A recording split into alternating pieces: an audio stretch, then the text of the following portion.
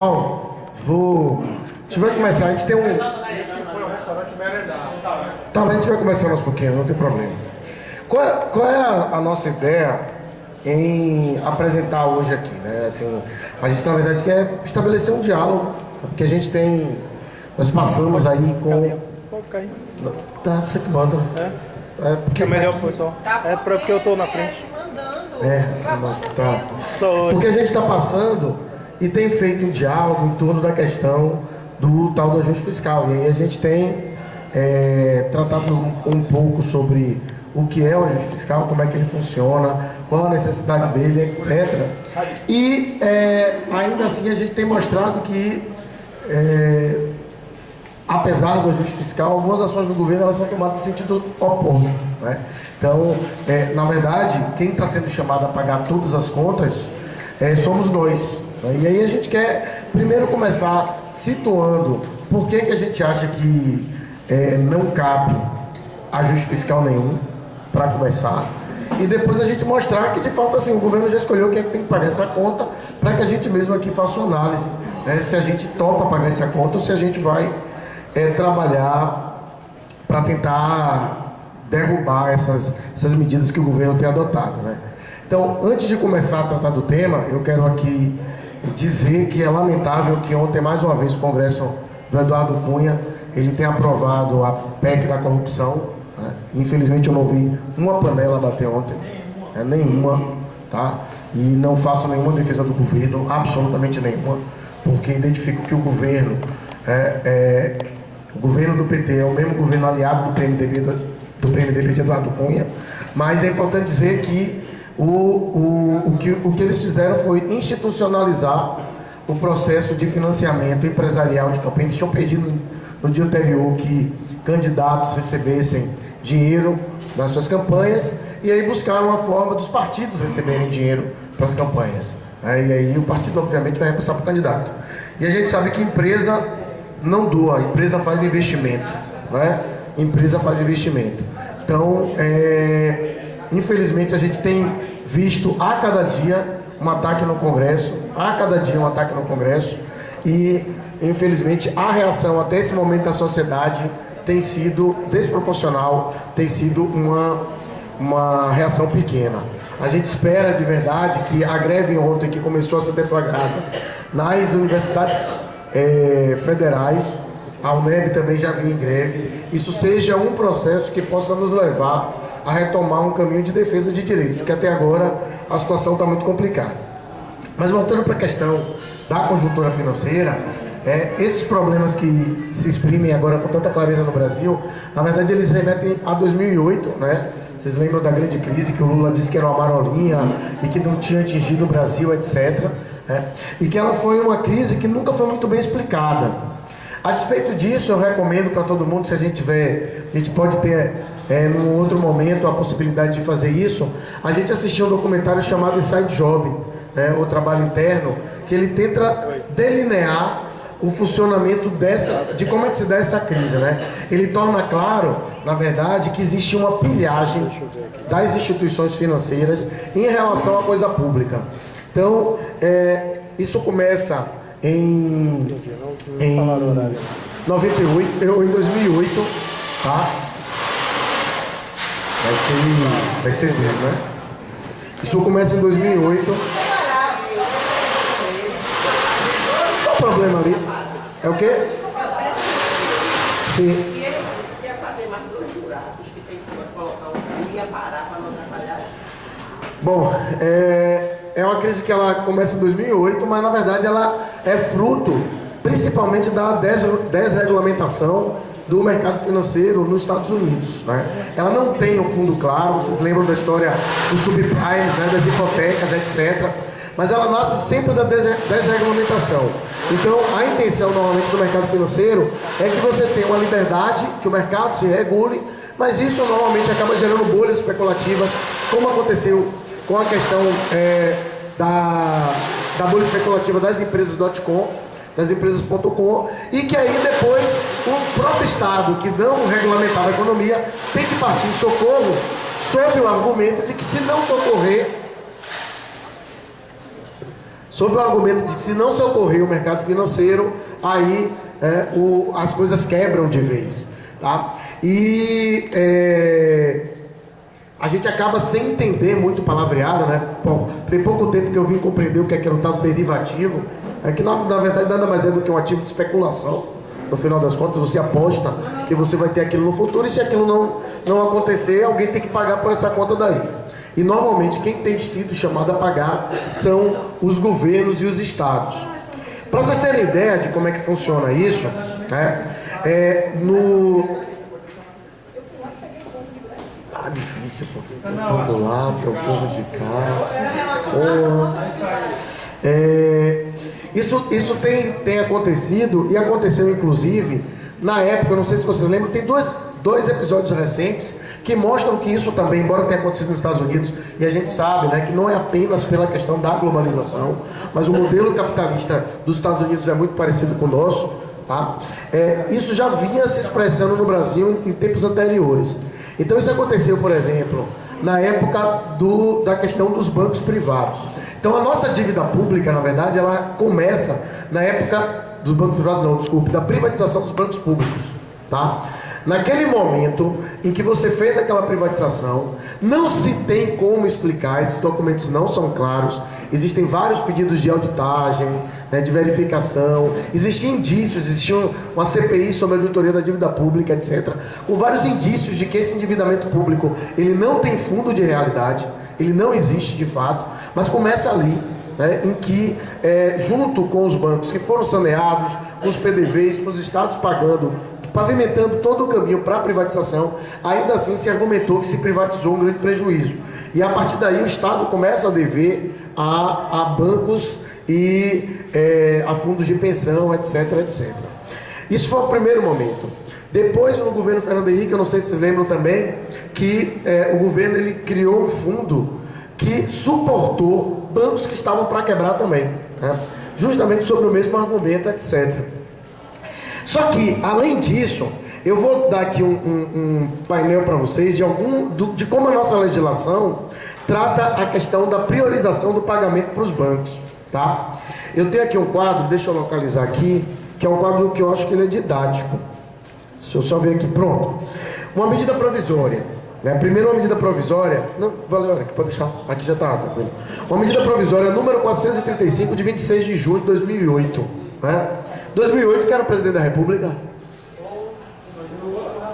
Lula, né? Porque eu já tinha falado lá da época do Fernando Henrique, do Fernando Collor Sarney, depois da época do Fernando Henrique, e essa medida provisória foi uma medida editada pelo presidente Luiz Inácio Lula da Silva, do PT. No seu artigo 11, ela diz o seguinte: o superávit financeiro das fontes de recursos existentes no Tesouro Nacional em 31 de dezembro de 2007 poderá ser destinado à amortização da dívida pública mobiliária federal interna, tá? Na verdade, essa medida provisória, ela foi perpetuada depois com essa forma de atuar, ela foi perpetuada depois através de uma outra medida provisória, 450, que diz no seu artigo 13: o excesso de arrecadação e o superávit financeiro das fontes de recursos existentes no Tesouro Nacional poderão ser destinados à amortização da dívida pública federal. Traduzindo, tudo que a União não executa vira dinheiro para pagar vira dinheiro para pagar tal da amortização da dívida pública, tá? Tudo, absolutamente tudo. Então, assim, se a gente, mesmo que não tem corte orçamentário, mesmo quando você não tem um corte orçamentário, se você não executa, isso aí volta e vira dinheiro para pagar para banco. Aí tem uma outra tabela aqui, que são as medidas que foram editadas no Brasil, as medidas provisórias que foram editadas no Brasil, para salvar o sistema capitalista sempre que ele teve balançando, sempre que os bancos tiveram uma situação complicada. Então, são medidas bem interessantes. A medida provisória, olha, todas essas medidas aqui, elas aconteceram já dentro do governo do PT, tá? Não foi no governo neoliberal do PSDB, não. Foi no governo neoliberal do PT. A medida provisória número 442, ela permite aos bancos depositarem garantias podres em troca de empréstimos concedidos pelo Banco Central.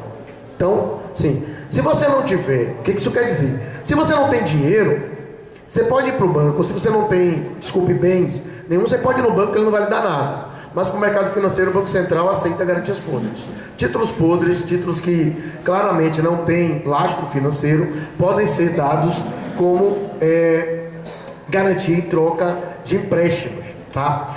A medida provisória 443 permite ao Banco do Brasil e à Caixa Econômica Federal comprar instituição financeira e construtoras em dificuldades. Então você está para quebrar. Qual é a desculpa que os caras dão? Se a construtora quebrar, ela não vai entregar o imóvel, né? Então assim, para que isso não aconteça, para não prejudicar você que comprou o imóvel, né? O que é que eu faço? O Estado assume. O Estado assume. A Caixa Econômica, o Banco Central vai lá e compra. Só que no momento que ela compra, ela te salva, entre aspas, mas principalmente ela salva quem? O dono do banco e o dono da construtora. São esses que são os reais beneficiados pelo processo. A medida provisória 445, ela destina os lucros da Caixa Econômica Federal para a garantia de empréstimo das construtoras. Assim, como eu aceitei título podre, e eu não sei se eu vou ser pago, então é melhor reter esse lucro para evitar que a Caixa quebre, tá? Se os caras não me pagarem, não tem problema, eu uso o lucro e banco isso.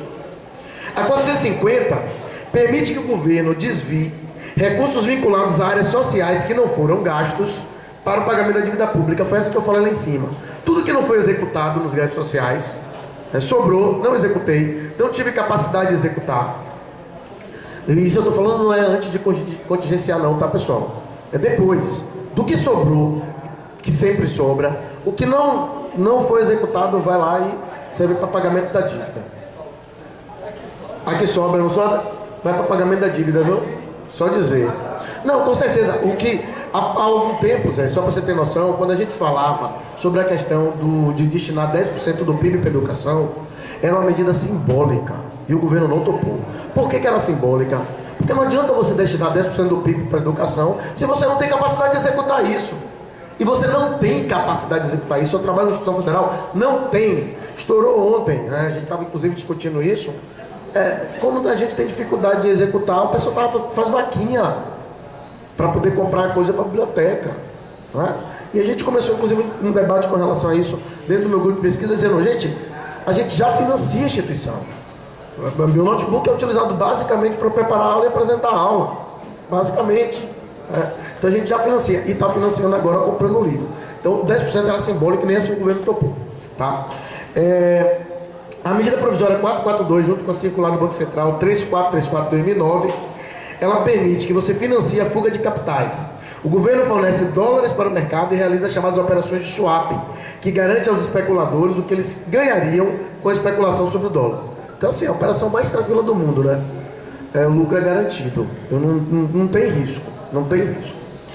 E ainda tem outra medida provisória aqui, que ela estabelece benefícios tributários, principalmente para o setor financeiro e industrial. A 449, a 451, a 472, a 497, a 510, dentre todas essas outras. Então, assim, é esse o cenário que mostra que o Estado brasileiro, hoje, basicamente, ele gira em torno do mercado financeiro. É o mercado financeiro, claro, tem as grandes corporações, os fundos de pensão, etc. Mas é o mercado financeiro que dita essa lógica.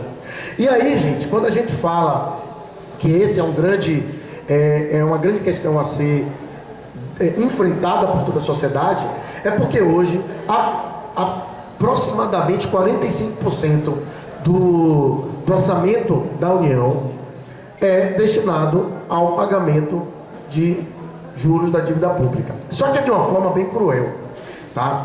Por que é de uma forma bem cruel? Porque agora a gente está passando por um processo de ajuste fiscal. E como é que funciona, no final das contas, o ajuste fiscal?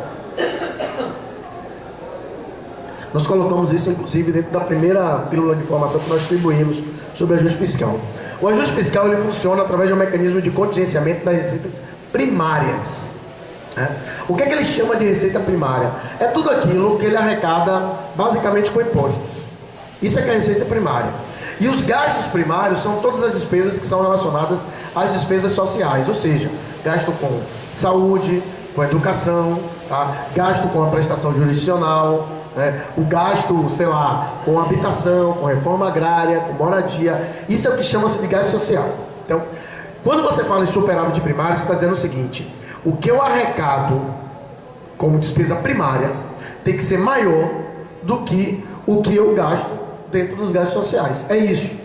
Então, quando eu digo que eu estou fazendo um ajuste fiscal, o que eu estou fazendo é reduzir o meu investimento na sociedade e aumentando o que eu retiro a nível de impostos da sociedade ou retiro do funcionalismo público, quando, por exemplo, eu não tenho uma database, quando eu não dou uma recomposição salarial que não cobre nem o gasto com a inflação. Não sei se vocês lembram, mas recentemente uma grande guerra que aconteceu foi relacionado à questão da correção da tabela de imposto de renda, né? Como a nossa tabela de imposto de renda ela não acompanha o ritmo da inflação, na verdade a gente está pagando mais e mais e mais imposto de renda a cada ano. É muito simples isso. É muito simples, né? E o governo, quando a medida provisória que a Dilma colocou, e que inclusive sofreu uma derrota, ela tentava fazer essa correção de forma linear. E aí saiu com a solução mediada de não ser linear, e assim, as alíquotas menores, elas acabaram tendo uma correção um pouco maior. Mas de qualquer forma, no grosso, a arrecadação ela cresceu acima da inflação. E é importante dizer que mesmo nesse cenário de crise, a arrecadação do Brasil esse ano será maior do que a do ano passado, tá? Apesar da perspectiva de não crescimento do PIB, né? É o conjunto de todas as riquezas produzidas dentro do país. E o que acontece? Por que ela é cruel? Porque ela não leva em consideração, quando a gente fala nesses cortes, ele não leva em consideração a parte dos outros receitas e das outras despesas. Quais são as outras receitas e despesas? Basicamente, as outras despesas é o pagamento da amortização da dívida. Basicamente é isso. Então, quando a gente fala de ajuste fiscal, a gente está dizendo o seguinte: nós vamos cortar da área social, mas nós não vamos cortar um centavo do que a gente paga para os bancos. É isso que a gente está dizendo. E mais, quando você fala disso também, você fala o seguinte: o que eu ia pedir, porque assim, obviamente que com o que você arrecada, quando a gente fala desses 40%, aí não está só o imposto, tá? O governo continua ano a ano emitindo título da dívida, que é o que eles chamam de rolagem da dívida. Então eu emito um título da dívida para o mercado comprar, para pegar dinheiro para pagar o mercado. Então assim, como é que funciona? Eu peguei emprestado com a Alva e estou pagando para ela, né? O passado.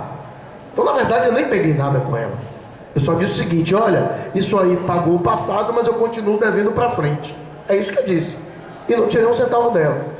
E aí é que está, dentro dessas medidas que estão colocadas, eu não posso nem pegar uma partezinha disso que a Alba disse que me pagou para destinar à área social. Porque nem chega em minha mão. Nem chega em minha mão. Eu troco um título velho por um título novo. E com isso, o que é que acontece? A dívida não para. A dívida só cresce. Qual é o grande problema? Opa. Quando você dá um tempo depois, você vai por aqui para trabalhar você aí. Tá, daqui a pouco. Pode ser? Pronto. Sim, e qual é o grande problema? É porque assim, como você está dentro desse processo de mera rolagem, que você transfere uma parcela do dinheiro e você não consegue amortizar o montante, você só faz manter a dívida e manter a pilhagem do Estado. Essa dívida nunca vai ser paga. Traduzindo, essa dívida nunca vai ser paga. E a gente sempre vai tirar uma parcela dos investimentos na área social para transferir para banco. Sempre, sempre, daqui para frente, meus filhos, meus netos, meus bisnetos, eles vão pagar essa dívida. Claro, ponto. Mas não sei se dá para ter noção do que seja isso. Não paga. Você tem uma dívida que nunca vai ser paga. Pronto, é isso aí. E todo mês você vai tirar uma parte do dinheiro, uma parte considerável do dinheiro. Não é pouca coisa, né? Eu não sei esse ano, Zé. Ano passado foi algo em torno de 9% do orçamento, né? Porque assim, a gente fala de 44, mas a gente fala de 44 no total, com os outros títulos que são emitidos. Mas da parte líquida, do contingenciamento, etc., foi quase 9%, 8, alguma coisa do orçamento para transferir para banco. É isso. Só que tem um problema nisso, gente. Qual é o problema? Primeiro, existe um ADCT na Constituição Federal de 88 que fala sobre a auditoria da dívida pública. De 88. Em 88, o Poder Constituinte, né, foi lá e disse assim: é necessário auditar a dívida. Então estamos em que ano? 2015, né? Em 88, fala-se: é necessário auditar a dívida. Pronto. Teve uma CPI da dívida, conforme eu disse, E tá lá, tem indícios de que essa dívida não existe. Tá? Mas não se audita. Não se audita. E a gente acaba caindo no engodo, né, de que é necessário economizar para pagar. Porque a gente está acostumado a isso. Nós como pobres tem pavor de SPC, Serasa, dessas coisas. E a gente está acostumado a dizer, é feio o dever. Ontem eu estava num debate desse com um colega que disse assim, não, mas se pegou o empréstimo, tem que pagar, porque senão você vira caloteiro. Eu disse, ó, a gente pode sentar e conversar sobre o mecanismo da dívida, se você quiser, mas aí é melhor que você estar num bar, porque vai demorar um pouquinho, aqui em pé não vai rolar não. E é verdade, porque a gente acaba se sentindo incomodado, a gente transfere para a vida da gente. Quando eu estou devendo, eu quero honrar o meu compromisso. Mas o que a gente tem, quando a gente fala de dívida pública, a gente não está falando de débito, a gente está falando de pilhagem do Estado pelas instituições financeiras. É isso aí que a gente está falando, claramente. Bom, além disso, quando se fala em aumento de impostos, também na Constituição de 88, está lá o famoso imposto sobre grandes fortunas, que também não sai do papel, né? E a gente está no mesmo degrau, né, do que o Luciano Huck, do que o Carlos Allenberg, né, do que o William Bonner, que são bem remunerados para descer a madeira na gente, inclusive, né? Eles representam com a Mira Leitão, a traidora da Mira Leitão, né? Então, assim, esses caras recebem muito e pagam de imposto, né, se pagarem, porque muitos deles, né, eu acredito que, inclusive, use de recursos. E usam mesmo, porque Joaquim Barbosa abriu uma empresa para gerenciar, né? Gerenciar os imóveis dele. Então, quando você tem uma empresa, a gente sabe como é que funciona, né? A empresa não paga imposto. Quem paga imposto é a pessoa jurídica, ou é a pessoa física. A pessoa jurídica não paga imposto. Então, eles têm esses mecanismos para pagar menos imposto, muito menos do que a gente, inclusive. Bom, então, quando a gente fala de ajuste fiscal, é isso. E é por isso que a gente diz, não dá para aceitar ajuste fiscal. Não dá para aceitar mais pilhagem do que o que a gente já tem. Só mais um dado. Um país da América Latina, o Equador, fez uma auditoria da dívida pública. Sabe qual foi a conclusão dos auditores? Não tem dívida. Sabe qual foi a decisão política do governo? É o seguinte, meus auditores disseram que não tem dívida nenhuma. Para evitar problema, para vocês não dizerem que a gente é caloteiro, a gente vai pagar 30% do valor de face, tá bom? Todo o resto que sobrou virou investimento em área social. A Grécia agora, lembra do povo grego que estava lá, etc.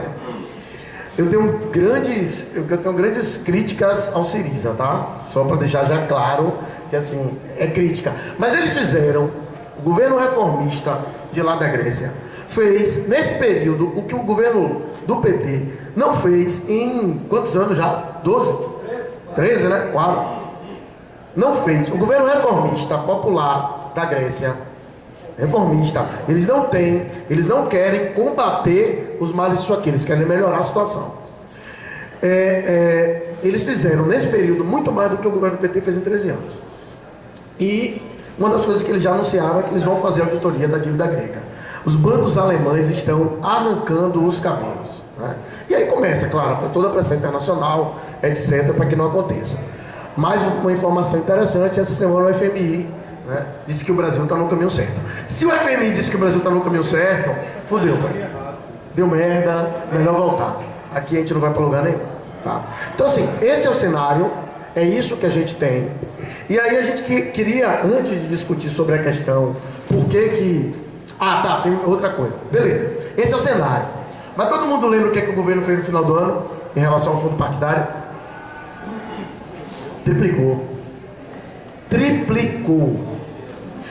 Você lembra o que o governo fez no final do ano passado em relação aos salários da magistratura, aos salários dos deputados, aos salários dos ministros da presidente? Ganham acima da inflação. Certo? É isso aí. Então assim, eles optaram claramente por quem vai pagar pela conta. E aí eu vou começar com um vídeo que eu não sei se todo mundo teve acesso, mas que eu acho que é um vídeo didático, porque assim, é de uma sinceridade desse magistrado, né, desse desembargador, é de uma sinceridade tocante. A gente vai começar por ele, tá?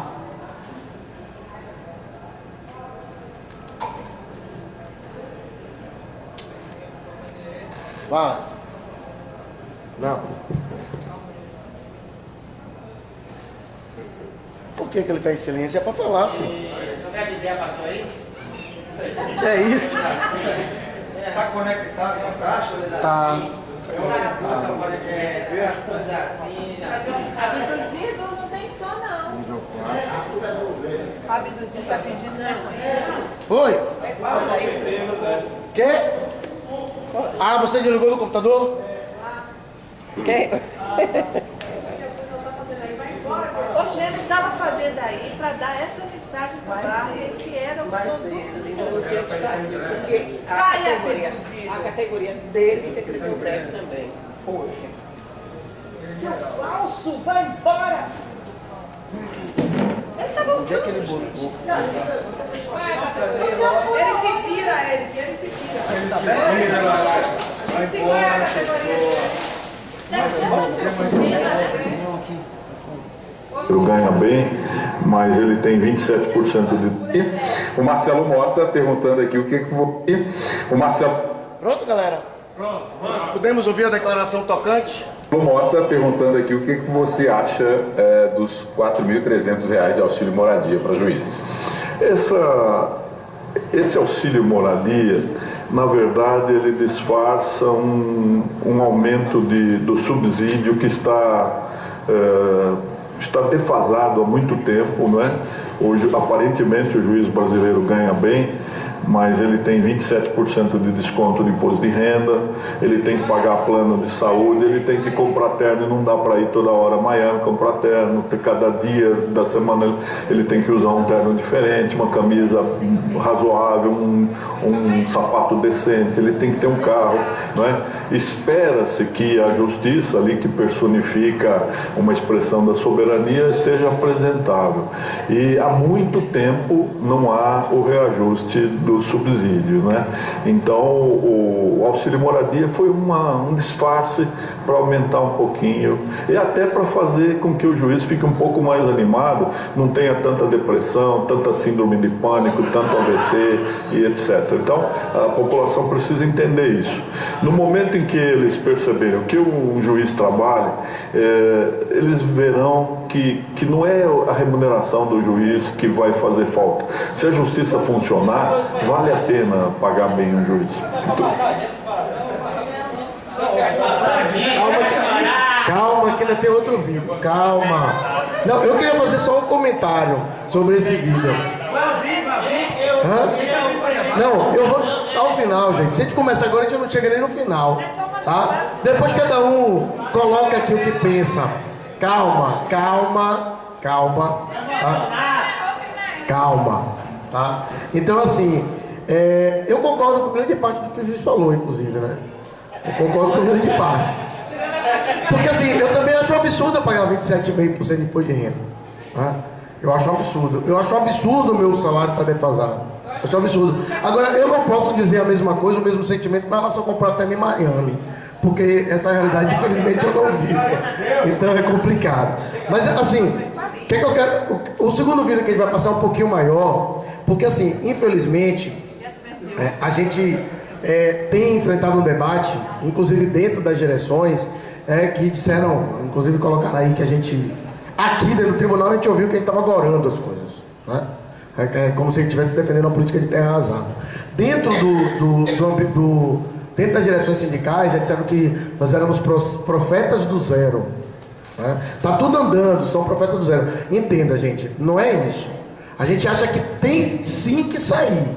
Agora a gente acha que o mecanismo para fazer sair não é aguardando que saia. Tá? Essa é a grande diferença. Essa que é a grande diferença. Então, assim, como a gente falou um monte de coisa que muita gente acha que talvez a gente esteja exagerando, talvez seja importante ouvir uma fala do próprio Lewandowski. Tá? E aí vocês tiram a conclusão de vocês. Só um instante. É do mesmo teor, né? Pra gente se preparar emocionalmente? Não, é mais tranquilo. É? Eu acho. Já.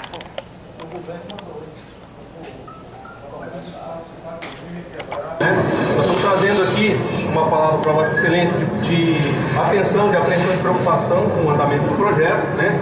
Existe uma inquietação muito grande da categoria, principalmente depois do que aconteceu no ano passado, que o Congresso Nacional excluiu os servidores, né, da discussão em torno de reajuste, foi só para a magistratura, e em torno agora de toda essa especulação, infelizmente a categoria tem recebido informações muito mais pela imprensa do que pelo próprio Poder Judiciário. Vocês veem como o presidente está apanhando, né? Porque está defendendo. Sem dúvida. Nós temos clareza de quais são os obstáculos que precisam ser enfrentado, né? Mas a grande preocupação, ministro, é que nós consigamos estabelecer, via a sua participação e da cúpula do Poder Judiciário como um todo, um processo de negociação minimamente concreto e palpável para a categoria, porque existe essa inquietação muito grande, né? Para que nós conseguíssemos, de fato, sentar com o governo federal, né, com participação da representação dos servidores e estabelecer as balizas e os limites do processo, porque infelizmente a imprensa tem feito esses ataques. E por fim também, ministro, é importante destacar